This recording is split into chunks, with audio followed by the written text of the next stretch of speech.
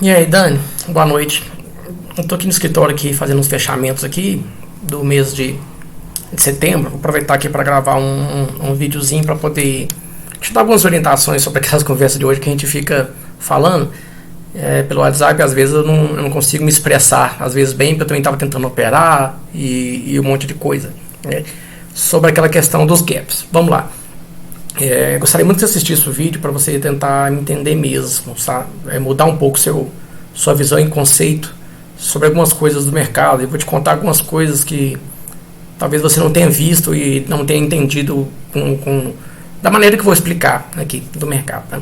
Para você entender um pouco da correlação dos mercados, de gap, você precisa entender o que existe de diferente entre o nosso índice futuro, que é isso aqui que a gente opera, né? Eu coloquei no índice futuro porque a série histórica está fácil para ver, né? Mas que é o futuro que a gente opera, e Ibovespa. O que acontece? O Ibovespa, que é a nossa bolsa oficial, Bolsa de São Paulo, nós só temos uma, né? Na verdade, que é o Ibovespa. O Ibovespa, ele é um ativo que a gente não consegue operar. Na verdade, ele é uma carteira teórica, né?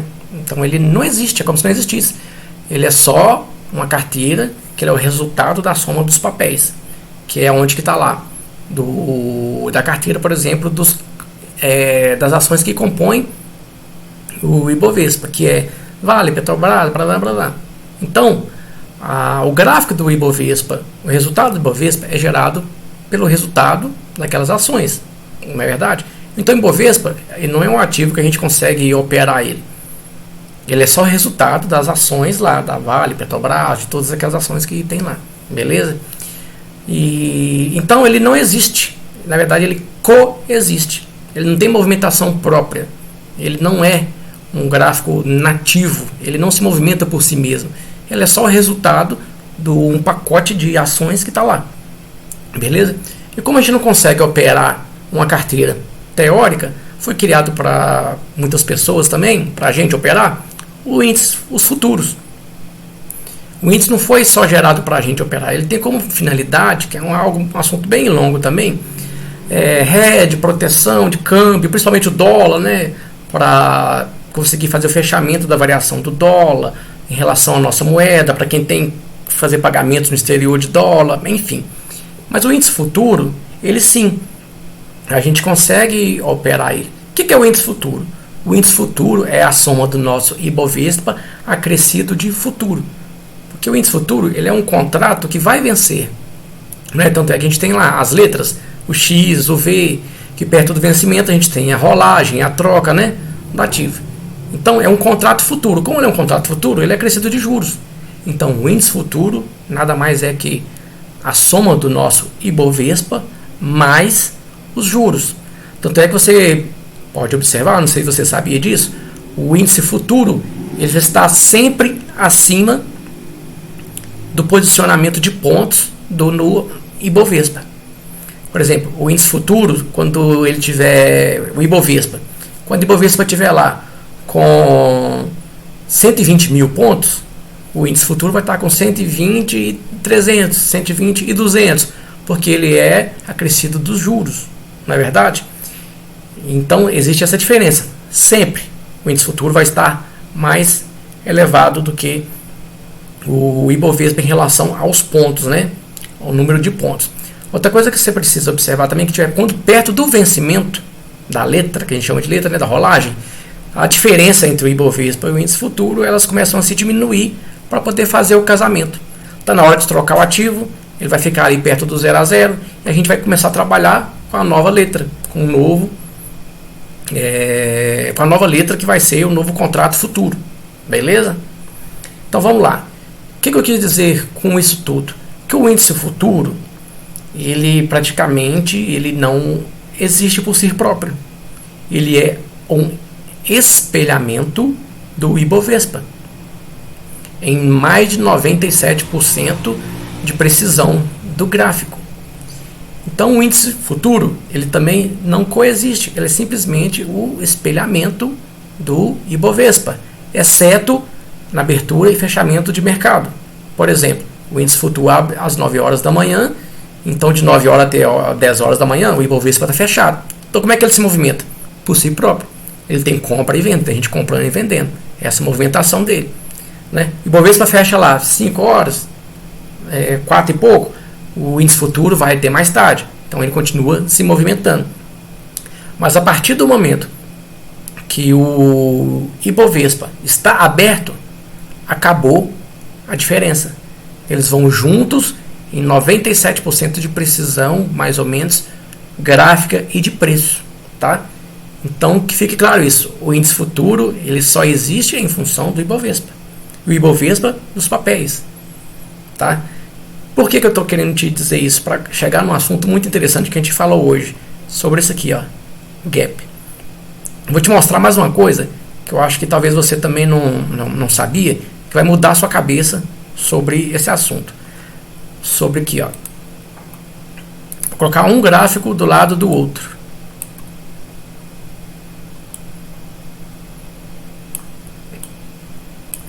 Esse aqui do lado esquerdo é o gráfico do índice futuro e esse do Ibovespa. Você sabia que o Ibovespa não tem gap? Olha aqui, esses são os mesmos dias. Do dia 15 de setembro para o dia 16 de setembro, aqui a gente tem um gap, né, no índice futuro. No Ibovespa não tem gap. Aqui a gente tem um gap aqui, né, do dia 17 para o dia 18 aqui. Aqui também não tem gap. Tá vendo aqui, ó, no índice do Ibovespa não tem gap. O Ibovespa, ele forma um candle entre o fechamento do dia anterior e a abertura do outro. O que significa? Significa que isso aqui não tem um buraco, não. Quando você começar a estudar um pouco o conceito de leilão, você vai ver que aqui teve negociação. O leilão é um processo de licitação também, de negociação, aliás, perdão. Tem compra e venda aqui. E é por isso que o Ibovespa, que é a nossa bolsa oficial, é aquela que é a mãe, é a matriz, ele gera um candle desse leilão. O que é esse gap aqui? Nada mais que um candle de baixa, nada mais que um candle de alta.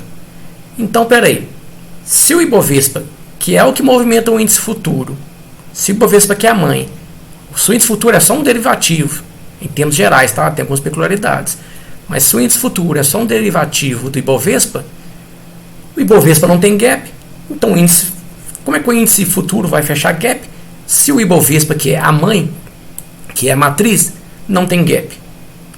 Não tem gap. Se não tem gap aqui, como é que tem gap aqui? Isso estou falando para operações mais longas, né?